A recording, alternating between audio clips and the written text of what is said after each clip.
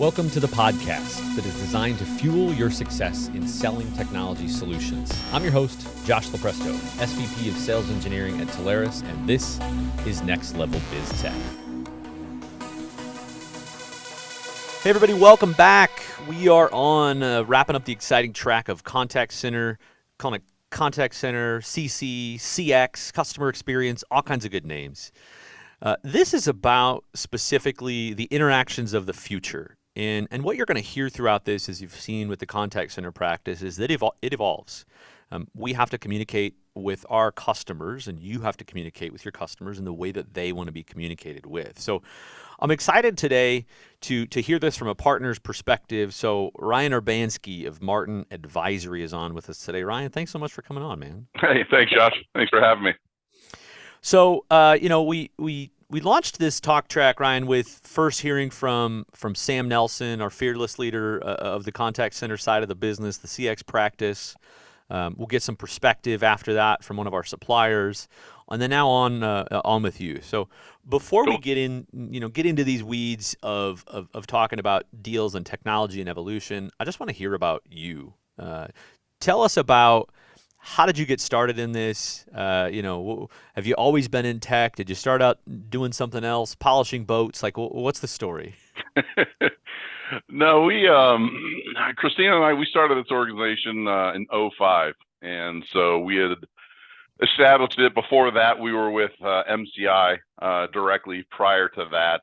And then before that, just dabbled around in other technology fields, I'd say.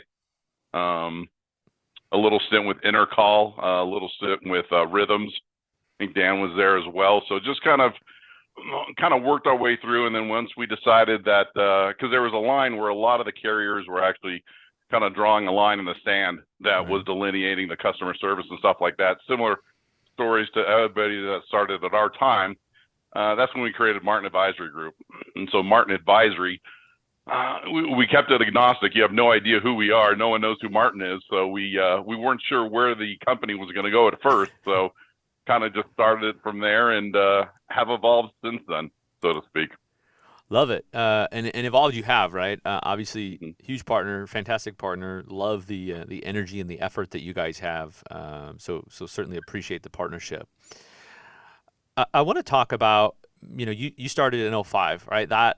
The CX, we weren't even calling it CX then, and we weren't contact center. I think meant something different back then. Tell me about where did contact center first start? And how did you really learn about that broader contact center landscape?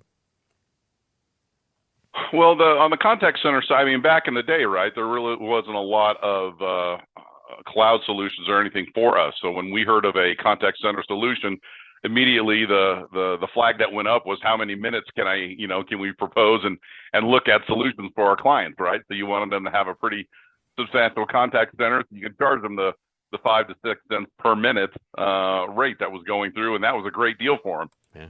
So back in the day, the contact center in our view was just looked at as a service type solution for them. So then as it evolved a little bit, I would say we got into the contact center space probably about 7 years ago on the cloud base. And so once we started getting some solutions that we can give to the clients, that's when we kind of dipped our toes in the water and felt a little bit more confident going up against the Avaya solutions and Cisco solutions, the on-prem solutions the customers had in their shop today, and kind of got into that space. And so it's been funny. It hasn't been that long, but just to see how not only the technology has evolved, the business decisions, the procurement process, even this year. I was talking to another partner about how this has changed so differently for us this year than it has on years past.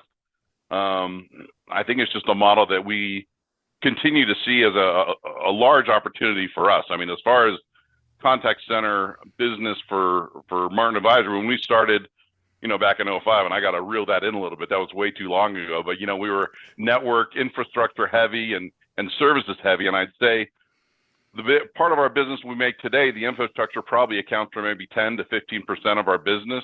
Contact center makes up, the 50% of that, the UCaaS maybe 20. And then so the other miscellaneous is on the security and stuff like that. So it's taken up a large portion of our portfolio as far as what we're doing today for our clients. And there's different ways to get into it now, which is kind of cool. Yeah, which we didn't have before. Exact point, right? I think the cool thing about this is that we've been able to see the channel evolve, right? You worked with, opportunistically what you were able to do from a technology perspective. One, the customers were at a certain level of evolution that was on-prem, and we were pushing a lot of SIP and PRIs and different kind of TDM-based technology because we didn't have anything else. Either those technologies didn't exist, or B, they didn't exist in our channel as we are familiar with them and the business models that we need. So yeah, thankfully, to your point now, almost, to a scary point, there's a lot of stuff we can sell. And so sometimes it's just about whittling down and focusing it and not being, overwhelmed from all the different things that are there. Yeah. I would love to talk about, you mentioned kind of one of the first. I would love to talk about maybe what's the first deal that you've touched on in this space? Was it a enabling voice to an existing prem contact center? Or really, what's the first CX deal for you if you look back as far as you can recall? So the first CX deal, they were a medical. They were in the medical field, mental health, and they went from a on-prem ShoreTel solution to going to the cloud. And so we got them out there. It was different. I mean, they were one of our first ones, still a client today. It's evolved a couple iterations since that initial sale. But you asked me the question, I was kind of smirking because it made me think about the process we went through and how, I don't want to say clumpy, but it was our first one. We didn't have any experience on it whatsoever. So just a lot of the times that decision was made by the IT organization. There was no other business units involved.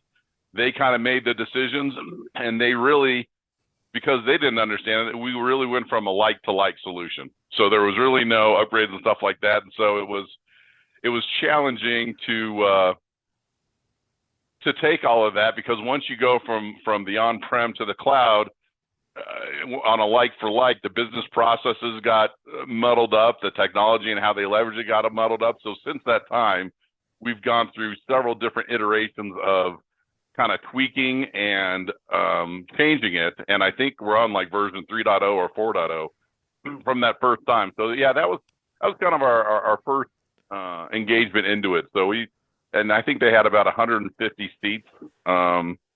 So it wasn't a small project by any means, but it was definitely, we learned a lot by going through there, as we learn from everyone that we go through. So it was interesting, though. It's funny you asked.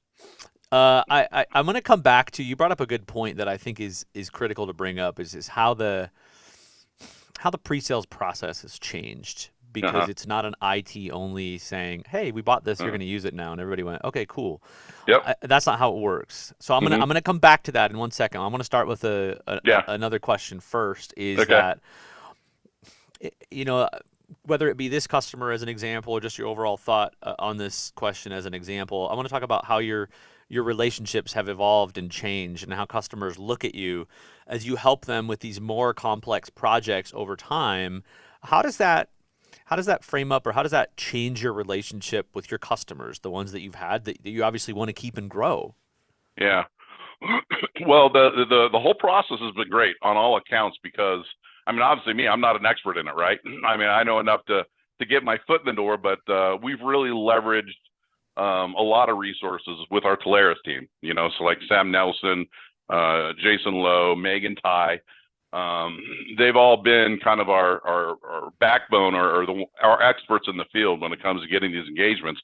But what's been nice about it is, because what we've been able to do is, obviously we touched other business units within the organization that we didn't have relationships with before. So while we were kind of maybe singular threaded in the IT organization, now we're working with marketing, now we're working with analytics, now we're working with BI. So we've been able to distribute our relationships to other parts of the organization to kind of make us more of a valuable partner for our clients. So it's only strengthened our relationship and made us less single-threaded, which has been great, because it's led to other opportunities that we never would have known were available that don't necessarily come through IT all the time. So That's been great. Good points. Yeah, I think Yeah. that's always the end goal is that we want to do this delicately in a way that in helps us uncover other things, Hmm. but that's the indirect side effect. I think the direct goal is to really just make sure we're uncovering all the concerns, so there's none of these gotchas that come up later. Yeah. And if we come in on a CX deal and we're talking about the contact center needs and the word database gets mentioned and the word homegrown gets mentioned, well, if we don't start talking about, well, where is that database? Oh, it's on a server that's in the corner that is on, premise-based MySQL. Well, I mean, that's hard to interact with. That's potentially problematic if it's not resilient. Have we thought about moving that to a cloud-based infrastructure provider? If we Hmm. can, if we do, then it allows you to make API calls. It allows you to, maybe we can get it managed for you if you don't have a DBA on site. All those good things. And yeah, those are just, I guess, valuable or profitable unintended consequences. So yeah, love to see it when that happens, and it happens more than we thought. And I think we're just opening customers' eyes. And to your point, Yeah. yeah, I think it translates in like, Yeah. whoa, I didn't know they could help with that. Yep. No, it's been great, and just streamlining, and again, not only just the multiple relationships, but as you just talked about, opening up their eyes to the existing infrastructure and being able to kind of make them more efficient. They see the value of working with us. They say, well, wait a second, this is great. An outside pair of eyes is helping us with this. Gives them some ideas they didn't have internally before. So I want to ask you about, I'm going to go back to that question that we put a pin in of the procurement process. Yeah. You mentioned clunky. We went through our similar learning process, right? We were all trying to figure out how do we tackle these big deals years and years ago, and what are the different components of it. And I think when we realized there was this trifecta of important people in an enterprise deal, and it doesn't even have to be enterprise anymore. But it started out with a quest of how do we crack enterprise and how do we help partners crack enterprise. And what we realized was, okay, this person that we thought was our decision maker, the IT manager, they're important, Hmm. but the business practice leader, the customer support person, the operations person, they're also really important. We need to factor in what they need. And third, what we have to factor in is the procurement person, because they have a job and they have a different job and they have a different agenda. And Hmm. you probably see it. The procurement person and the IT person, they don't always get along. So Hmm. sometimes we're just a counselor in, what do you need? What do you want to get out of this, right? Let's figure out a way we can come together and kind of, bridge that gap and be be the mediator, I guess, to Uh-huh. some extent. So from your Yeah. from your perspective, how have you seen that from the partner side as you're getting into these deals? Evolution of that process in the last 5 to 10 years. No, it's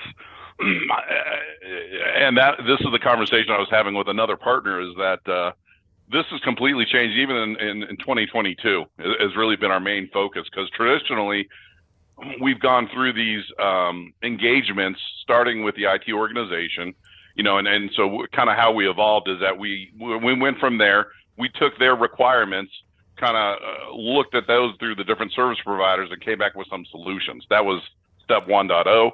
What happened is that we just missed a lot of things. So then what we did is step 2, okay, IT organization, you had your own requirements, that great. Version 2 was, okay, you've got your requirements, but you know what? And this was what Megan Ty was great with helping me with. There's other requirements that you may need to address. You don't know what you don't know. So we would go through and kind of help them compile a complete requirement list, right? Stuff that they knew, stuff that we knew from what the industry was. And that was kind of version 2.0, kind of went through the process that way.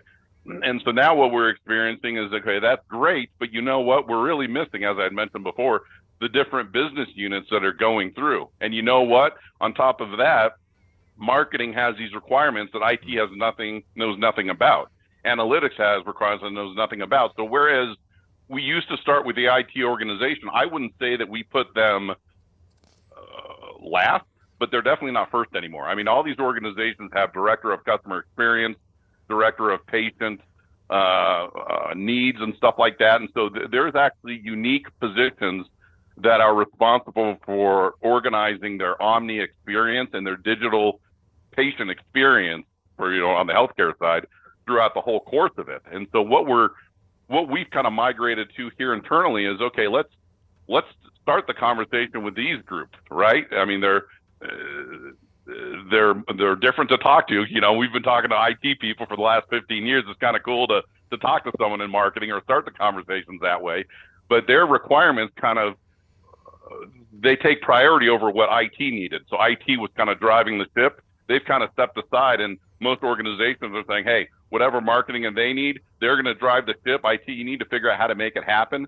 So we're starting our conversations with those units and then trickling down and kind of looping in IT as we go on. That's been the biggest change and biggest kind of shift that we've made in our business this year and going into the future. And it's actually, the great thing about it is that, because as you mentioned, a lot of those gotchas, when we were going through the old way, we'd get to implementation only to find out that everything we were activating and turning on wasn't necessarily what the business wanted. So then we had to go back, and there was a lot of situations where we would stand this up based on what IT was saying, only to have to do a professional services engagement to realign it. And so now that we're kind of getting on the ground with these other business units, we're hitting the ground running a little bit smoother on these implementations than may have where we had in the past. So that's a long-winded answer to your question there. Good. But, it's good. That's what I want to make sure that people understand, is that it doesn't matter when you jump into doing this.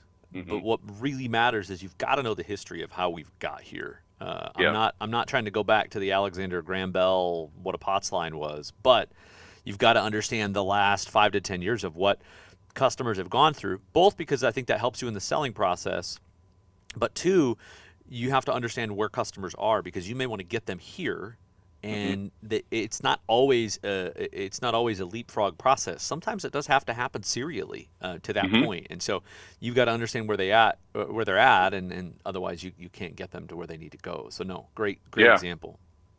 Yeah, perfect. I want to talk for a second. I want to get into kind of a detailed, more recent example of what you experienced and what you went through. But before I do that, I want to talk a little bit about the interaction side of this. So if I flash back to what our vendor portfolio looked like 5 years ago, even, the idea of an interaction meant, well, it's going to be through a contact center seat, and the agent is going to have the ability to maybe take some email into that, maybe a voice channel only, and we're going to voice route, but then we're going to give you analytics around it and reporting, and that's great. That's all you need.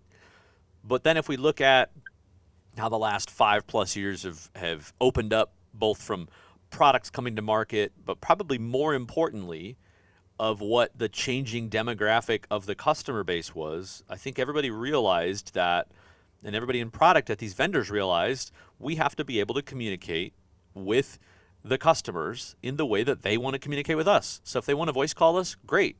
If they want to text us because they don't want to pick up a phone, great. If they want to email, if they want to use WhatsApp, whatever, we've got to be able to appeal to all these things. And so I think what it created, those that were opportunistic, created the ability as vendors to come in and say, somebody like Ada comes into our portfolio. We're a chatbot company. We want to enable you, and maybe for you, maybe that's a wedge product. Maybe you can't come in and rip out the full seat, right? And so I think what behind the scenes, what we're trying to do is, obviously we want our providers to continue to evolve and say, yes, not only are we a leader in voice, we're a leader in SMS, we're a leader in chat, we have all those, it's bundled. But maybe if you come into a deal, maybe ripping out the whole thing isn't up for grabs. Maybe they've sunk cost into something else. And so we need to enable you to go in with whatever tools you need from a vendor perspective. So long-winded way to load up this question, but I want to understand, maybe from your perspective out there, what you're seeing in trends in the asks from customers around the interactions, and where have you seen that kind of go, right? How important, I guess, have you seen the omni-channel component be over the last few years as these practices have evolved?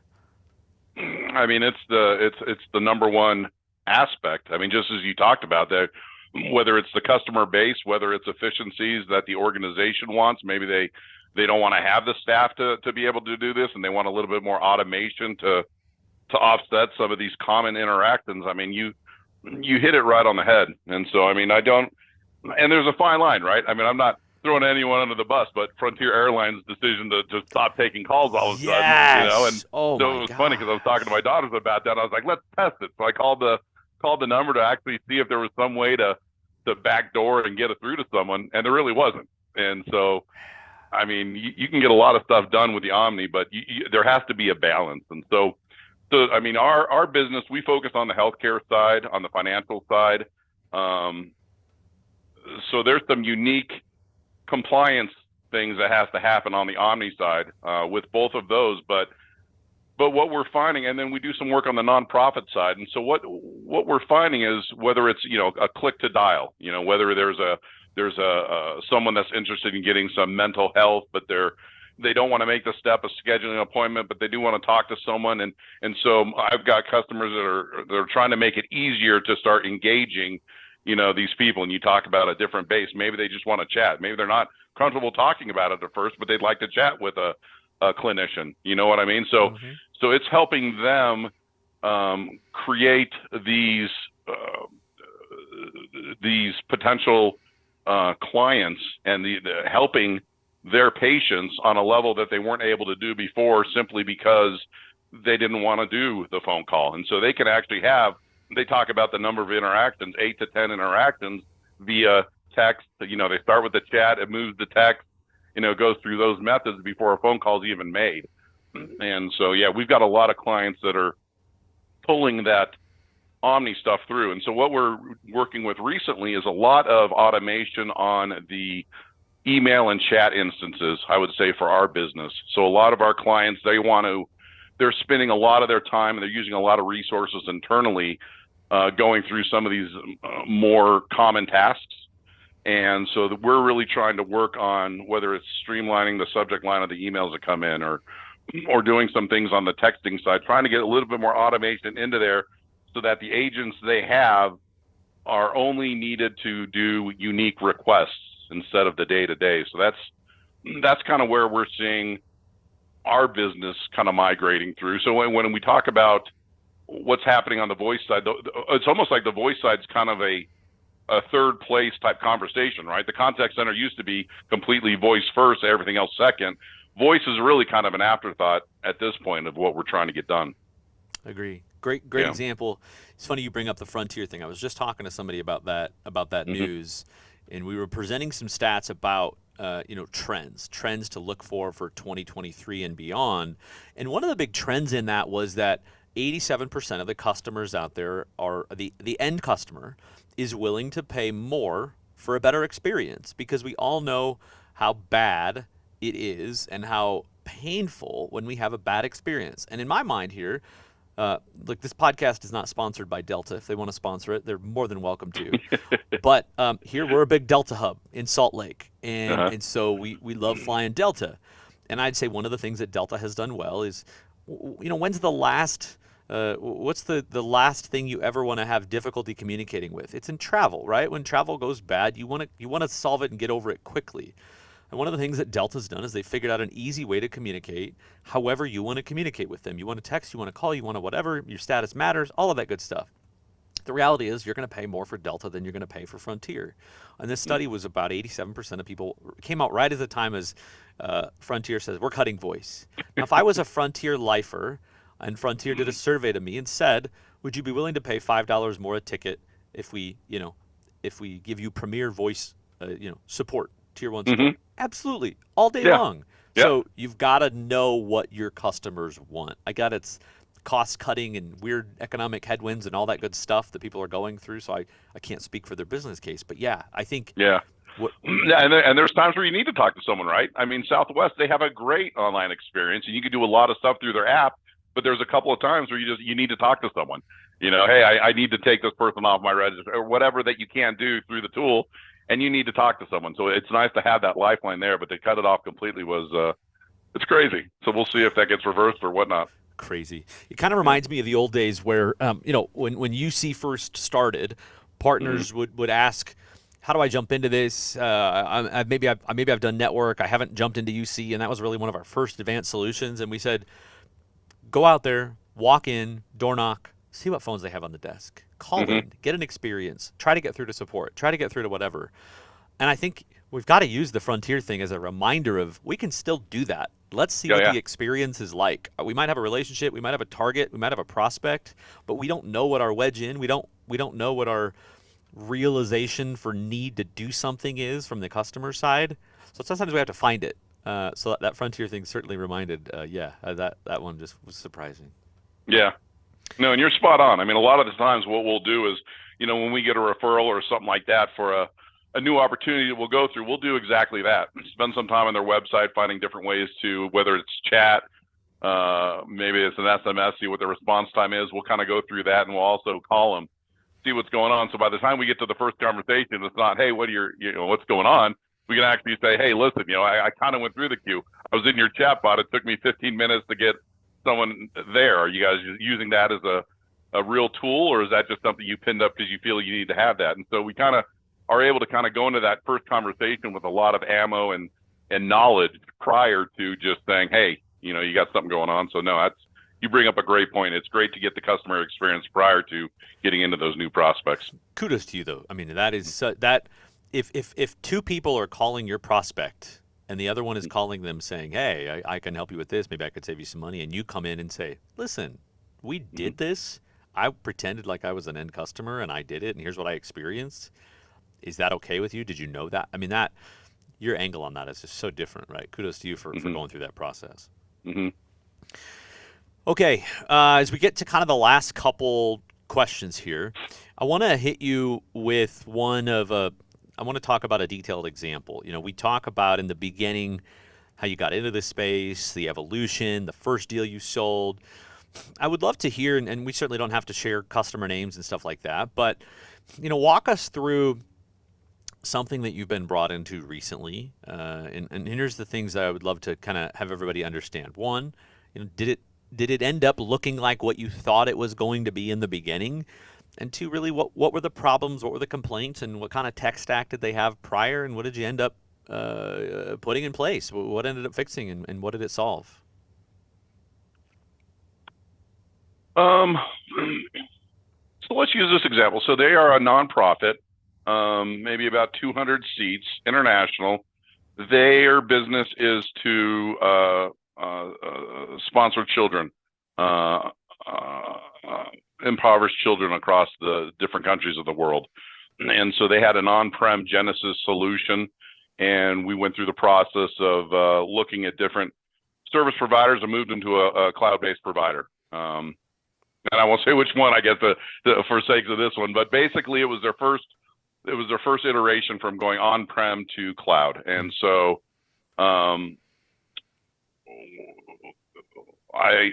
me go through this a little bit. So what happened is that we didn't necessarily do a like-to-like. We did some improvements, and they went through, and it was good. But what we found out was that a lot of the business practices that they had established and the way they were doing things from like a workforce management perspective, they were realigning skills on the fly and taking people in and out of things and really doing a manual process because that's how they had to do it in the old world. So when they got to the new world, there was a lot of business practices that they had that didn't translate, and it just didn't work out the same, and it didn't give them the same information. Because now all of a sudden what happened is that when they moved to the prem to the this new solution, they were getting analytics and information that before they never saw. They didn't know that they had 2,000 emails that were unreplied to, and they were just sitting in queue. Before they just couldn't see how many they had there. So now all of a sudden this was a good solution, but it created kind of question marks in their head. They're like, well, wait a second. Why are all these problems happening? And they're like, well, we didn't know we had these problems before. We're like, well, okay, we do now, fix them. So their way to fix them was to just kind of tweak and manage some things. And so we put a stop on that is what happened. And so what happened is that we got some other resources involved from an engagement perspective. We got some additional resources within their company to get going. And so what happened is that they were missing their KPIs on their call to answers. It was supposed to be, I think, 30 seconds, and it was like 5 minutes on the voice side. Ooh. On the email side, as I said, I mean, their largest backlog was about 5,000 emails, and they were supposed to respond to those within 24 hours. And then they had the longest priority was 5 days. And so what we did was that we kind of went through and said, okay, let's restart this whole program, and kind of understood what their business practices were. And we actually went and kind of retooled their workforce management organization to kind of tweak their mindset a little bit. But what they were able to do then was they took that 5,000 email backlog, and all of a sudden their KPIs with the automation and stuff we had talked about earlier, they started getting that backlog down, or actually ahead of the count. And then so they were using a BPO organization to complement theirs. So they had their team here and they had another team in Thailand. They were actually able to scale back their team in Thailand by about 15 agents to 20 agents, just for some of this automation and stuff that we did. So their bottom line saw a big reduction in what they were trying to do. So, I mean, I don't know if that's what you're looking for, but that's kind of the latest case on how this technology and stuff like that kind of helps serve them a little bit better, not only their sponsors, but as well as kind of cut some bottom line internally. Yeah, no, that's perfect. I think what I imagine in this from a visual perspective is our ability to put an X-ray over this deal, right? And really understand, how did we get here? What were the key things that helped the customer see the light? And I think you called out all of those, right? The things that maybe some of those they were thinking about, and others you helped them realize and see, and probably a lot more of the latter. And then you're ultimately the hero in that, and you're putting a solution in place that not only just solves problems, it evolves them, and then it gets them into a vehicle that they can continue to drive for years and years, grow and scale, and all of that good stuff with. So no, that was an awesome example, exactly what I was looking for. Perfect. And yeah, you mentioned I am not the hero. I don't know anything. I mean, I leverage your team and kind of what you guys are doing there. The nice thing, and the way I position it with my clients, is obviously I'm not the expert, right? I mean, you guys are the ones that are in different opportunities with different types of clients and different service providers on the daily. You know, your team has 8 to 10 meetings a day, let's say, with different client experiences. So the exposure you guys have, and just without having to be certified on every single part, you guys hear about so many different situations that it saves me and my clients a lot of legwork. You know what I'm saying? When we're in there trying to talk about things, and they speak about a couple of things, and Megan and team kind of, oh, wait a second, I've heard about that. You know, this kind of helps that way. It just saves us so much time trying to go through that process and stuff like that. So no, it's your team that I leverage. I don't know anything. Love it. Appreciate the kind words. It's hard to call this work when you get to come in and do what you love every day. I tell you, you guys do have the hard job. I mean, I don't want to go back to door knocking, selling stuff. Yeah. So if you can knock down the doors, we will promisely hold up our end of the bargain of helping you on the tech side happily. We love it. Yeah. So good stuff. That's great. That's what makes it a good partnership. Yep. Okay. So as we look into our and not everybody's going to get this reference, but some people are going to get it. As we look into our Miss Cleo 8-ball here, and our magic crystal ball, the Ryan Urbanski's opinion of the future. I mean, you've seen a lot of evolutions in this of what the customers need. You've seen evolutions in the tech stack. If you just look out a little ways, let's add one variable into this. Let's add in the variable of the fact that a lot of companies right now are being asked to improve efficiency, do more with less, all that good stuff, but couple in everything that you've seen up to this point. Do we continue down the same trends of the same conversations that we're having because there's so much area for tech improvement and efficiency improvement? Or what are your opinions? Just, I mean, interactions of the future, where does it continue to head? Well, I think kind of complementing some of the conversations we had earlier, right? I mean, I think it's a completely different customer experience. I think different business units are driving these conversations internally.